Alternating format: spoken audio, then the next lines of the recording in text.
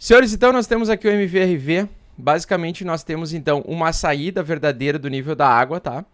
Para nós o importante é a manutenção, então principalmente acima desta linha dourada, que é a média anual, SMA. Se a gente tiver um rompimento verdadeiro dela hoje ainda, a gente pode ver e captar um movimento de um semestre de alta, tá?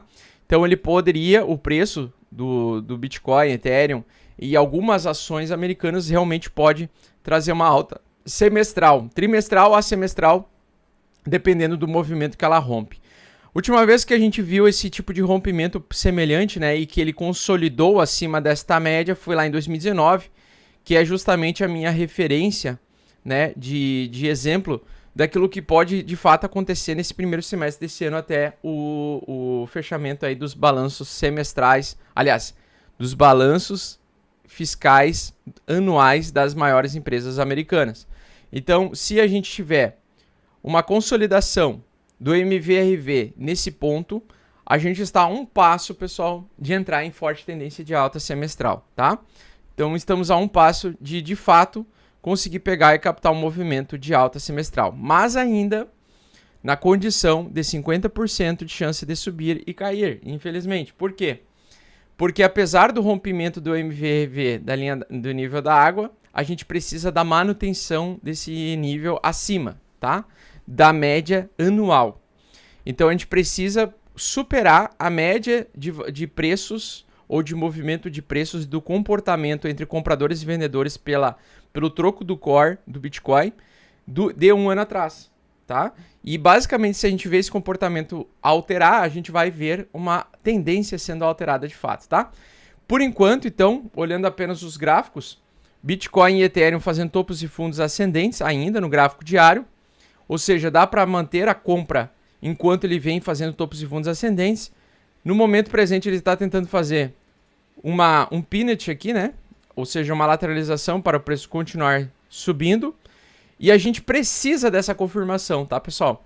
Então, se for confirmado o rompimento dessa região, eu vou entrar em alta, esperando e aguardando a realização de lucro ao longo do tempo, pois eu pensarei que todos os apostadores de baixa serão liquidados, né?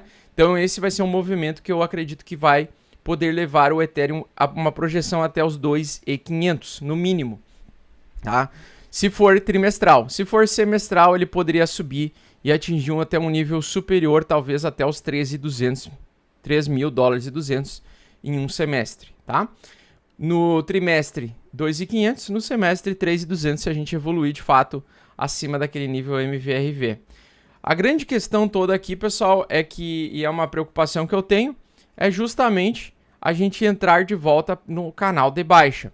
Se semana que vem a gente entrar no canal de baixa novamente, né? Eu vou estar majoritariamente ainda dolarizado com os 10% que eu estou majoritariamente dolarizado, mas eu poderia até realizar 100% e ficar em dólar até o preço vir a retestar os 800 dólares, tá? Então, a minha referência agora vai ser duas. A média 8 semanal. Então, enquanto a gente estiver acima da média 8 semanal, tá beleza. Ou seja, enquanto o preço do Ethereum não perder os 1.380 dólares, tá ótimo. Se ele recuar até os 1.380, ainda pode ser apenas um pullback para ele continuar subindo, tá? Então ele poderia continuar subindo. Agora, se ele entrar de volta no canal de baixa, e perder a resistência, ou seja, perder a região de 1.380 dólares, eu ficaria dolarizado majoritariamente. Se eu estivesse com Ethereum ou altcoins, eu transformaria tudo em dólares, né? E esperaria o movimento de baixa continuar até a região lá do reteste anterior, tá? Então, o Ethereum, para mim, a estratégia é essa. E para o Bitcoin, a moeda da praia, para o Bitcoin hoje, né, a mesma coisa, pessoal. Por quê? O meu receio é busca de liquidez bilateral. Temos hoje o último trade aberto dos vencimentos da CME Group, né, da maior corretora de derivativos futuros do mundo. E ela hoje vai ser os últimos trades do ano.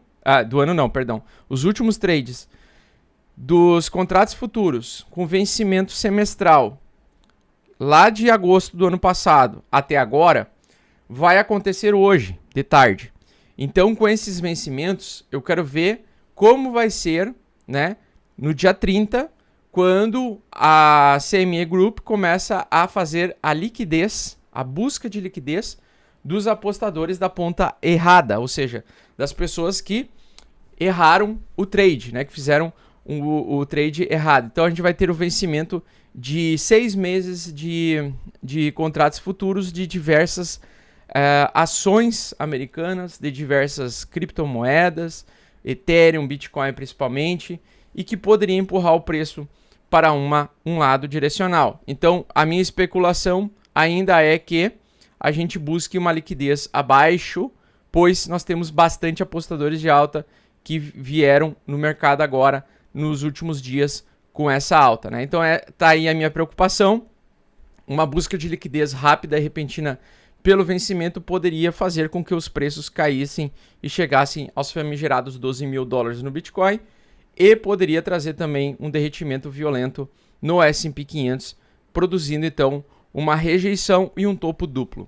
Então, se a gente for pegar aqui o topo duplo, o meu medo é justamente ele fazer o topo duplo nessa região e ameaçar um derretimento perdendo esse fundo aqui, porque da mesma forma que aconteceu com o Bitcoin, nós tivemos então um caixote, que é uma busca de liquidez. Eu geralmente gosto de quando o preço sai do caixote, ele vem primeiro para baixo para depois ir para cima. Como ele veio para cima primeiro, e tem um topo muito importante aqui, que promete a reversão semanal do S&P 500 e ainda não aconteceu. Eu ainda estou com o cu na mão, preocupado de que a gente pode ter uma busca de liquidez bilateral que poderia trazer uma grande queda repentina dos mercados, ok? Então, para eu ficar mais tranquilo, eu preciso do MVRV superando a média dourada, mostrando alteração de tendência, e quando o S&P 500 voltar e recuar um pouquinho, ele não perder esse fundo anterior aqui, tá? Então, se a gente perder este fundo anterior aqui, eu ficaria dolarizado, esperando pelo pior. E no caso do Bitcoin, se a gente perder lá aliás, o Ethereum, né? Se a gente perder o fundo anterior do Ethereum, eu também ficaria de fora, beleza? Então, para mim, o suporte principal do Ethereum, $1.370 por unidade. No caso do S&P 500, o meu suporte é os 3.900. Esse é o suporte que eu estou mais de olho, que é importante ele não perder, porque se ele perder, ele vai validar um topo duplo de continuação de tendência de baixa e vai invalidar esse pivô de alta que ele está tentando fazer. E, cara, eu olho para esse gráfico, eu só vejo armadilha atrás de armadilha, tá? É uma sensação muito estranha, porque é um tipo de gráfico que, se você olha a um primeiro momento, mas é um pivô de alta longo, né? Grandão aqui, que pode entregar um semestre de alta. Realmente, ele parece interessante. Só que o meu receio está em entender que aqui tem um smart money safado, que é tenebroso e que ainda não foi retestado. E esse smart money aqui, que é os 3.200, tá? Ele ainda antes dele tem outro aqui, que é os 2.780, tá? Que é essa região aqui. Então eu olho para um gráfico desse aqui, eu olho assim, se ele fizer um topo duplo aqui, ele vai abrir uma nova perna. Isso me dá o quê? Arrepios e calos frios, tá? Arrepios e calos frios. Então, ainda enquanto ele não validar esse pivô de alta, eu ainda vou olhar o mercado com olhos de calmaria. Não tomar decisões impulsivas. Não colocar tudo a risco, tudo a perder, ok? Porque a gente pode estar diante de uma grande armadilha de busca de liquidez, certo? E vocês estão vendo, empresas gigantescas já estão quebrando. O que era antes restrito ao mercado de criptomoedas está se refletindo agora também no mercado tradicional, certo? O link da descrição para vocês, o Crypto Blinders, tá? No melhor estilo Netflix, né? Onde vai ter tudo sobre carteiras, tudo sobre dados on-chain, tudo sobre gerenciamento de risco. Então, para aquela pessoa que está me conhecendo pela primeira vez, quer aprender sobre o mercado de criptomoedas, mas não sabe por onde começar e quer chegar num caminho mais rápido, Crypto Blinders na veia, tá? Com os melhores professores do mercado, tá, pessoal? Os convidados especiais nós vamos ter o nosso querido Mestre Stormer, tá? Nós vamos ter o Orlando Elamey também em algumas aulas e o Mestre Moonstock, Igor Moonstock. Então, nós vamos ter algumas aulas aí com essas feras, beleza, pessoal? No final também nós vamos ter os bônus quando completar o curso, o Guia da Carteira Perfeita, alguns materiais complementares. E aí eu deixei um presente para vocês, tá, pessoal?